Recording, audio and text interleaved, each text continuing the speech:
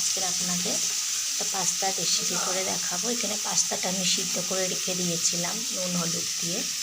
এখানে আমি ভেজে রেখে দিয়েছিলাম গাজর আলু বাঁধাকপি ডিম ভেজে রেখে দিয়েছি।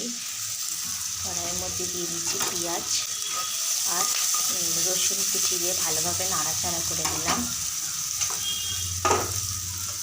তার মধ্যে দিয়ে দিলাম আমি কাঁচা লঙ্কা, তার মধ্যে দিয়ে দিলাম আমি টমেটো কুচি। গ্যাসটা অন করে দিলাম, ভালোভাবে নাড়াচাড়া করে দিলাম।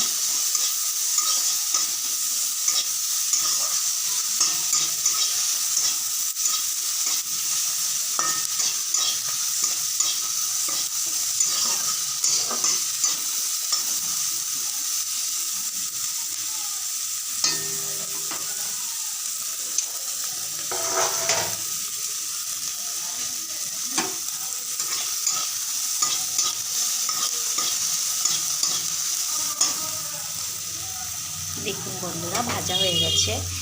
এবারে আমি তার মধ্যে দিয়ে দেব, এখানে ভেজে রেখে দিয়েছিলাম ডিম, তারপরে গাজর আলু আর বাঁধাকপি।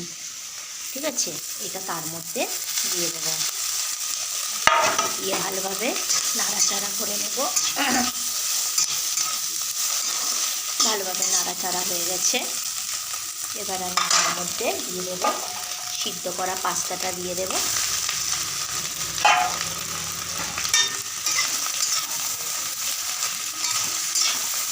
সিদ্ধ করা পাস্তাটা দিয়ে দিলাম। এবার আমি তার মধ্যে দিয়ে দেব, নাড়াচাড়া করে নিয়েছি। এবারে তার মধ্যে দিয়ে দেব সস, দিয়ে দেব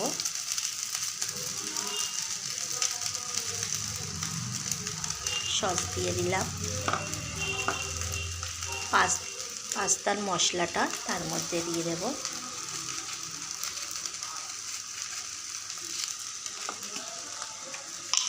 পরিমাণ মতো নুনটা দেব, পরিমাণ মতো নুন দিয়ে দিলাম। এবারে ভালোভাবে নাড়াচাড়া করে নেব।